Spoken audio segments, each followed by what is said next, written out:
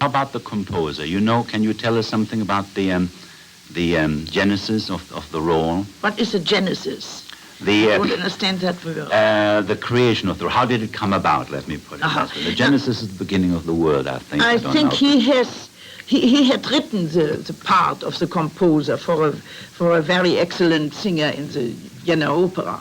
And I came 1916 to Vienna, and I had it as an understudy, which really hurt my feelings very much, because in Hamburg I had sung already my whole repertoire, and people liked me. Who was the singer, excuse me, Madame Lehmann, who was the singer who was supposed to have sung the composer? No, Marie Gotthard-Schoder.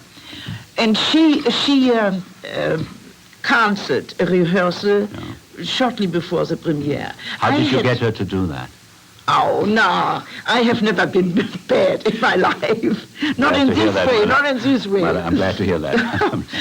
And I was called to the rehearsal because Strauss was there, and without the composer, the whole rehearsal couldn't have. You mean there was no? You were the understudy. You were the official understudy. I was an understudy. And then after the rehearsal, Strauss, with the brutality of a composer, he decided very quickly that I should sing the premiere, which was marvelous for me. And what happened to poor Gotthard-Schoder?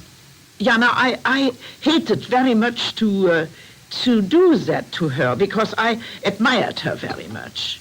And Gregor, who was our director at that time, has written in his memoirs that it was the only time of his life that a soprano had refused to sing a role for an other soprano.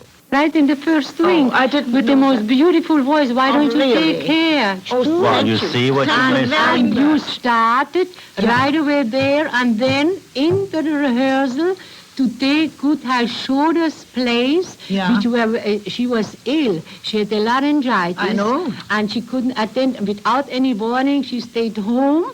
And Strauss said, now, what will we do without the composer? We cannot. I said, here, he's your understudy. She has a wonderful voice, and you have to take just only. And she started to sing and conquered, and the premiere was signed to her.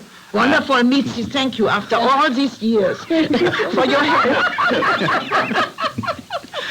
Although in all fairness, we must say, Madame Gotthard-Schoder was a very great she was a very great wonderful. It was the first. Now, that Madame Lehmann has told us the story, and you have added to it, Madame Jeritza. There's a letter where where Strauss says, I want another refrano. Yeah. And Hofmannsthal said, I'm so sick and tired of these girls with their trousers on.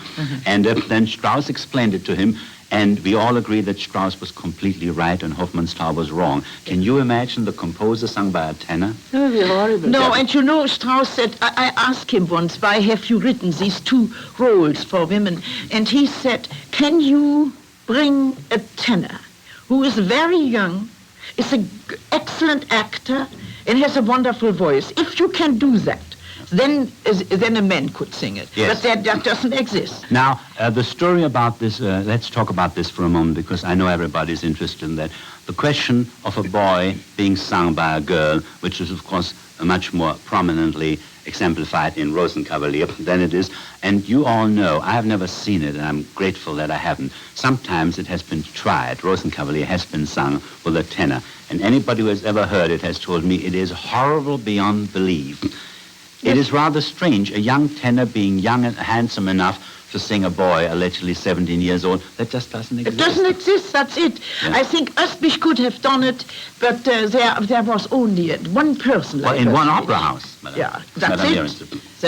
But why couldn't we have sang the boys? Because we had the youth, we had everything what required of those parts. I agree with you, and so did Richard Strauss. It seems Mr. Hofmannsthal didn't. Yeah. Yeah. And I think it has always been a perfectly lovely idea. No, I think he was always a ladies' hater.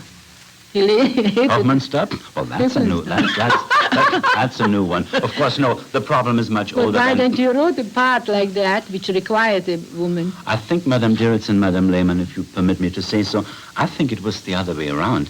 It wasn't that Hofmannsthal was a ladies' hater. It was that Strauss liked the ladies so much. Could that possibly be the reason? Oh, no! With his wife on the side, She would have killed us all.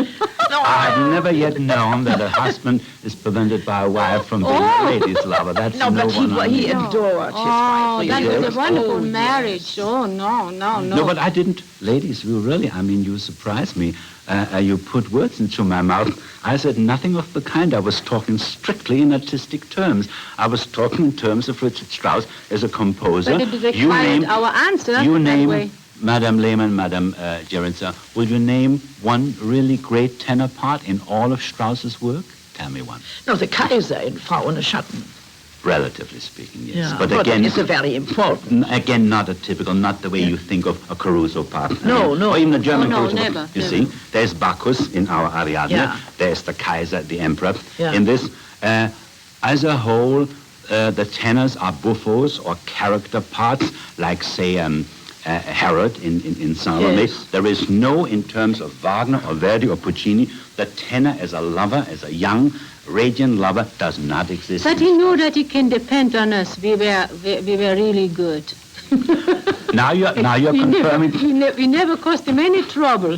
Now you're confirming what I'm saying. It isn't that Hofmannsthal didn't like you. It is that Strauss liked you so much. Well, let's not pursue this too far. But it is an interesting sideline. But I can see that our interview will be full of controversies. Well, that's fine. It's just fine. That's what we are here for.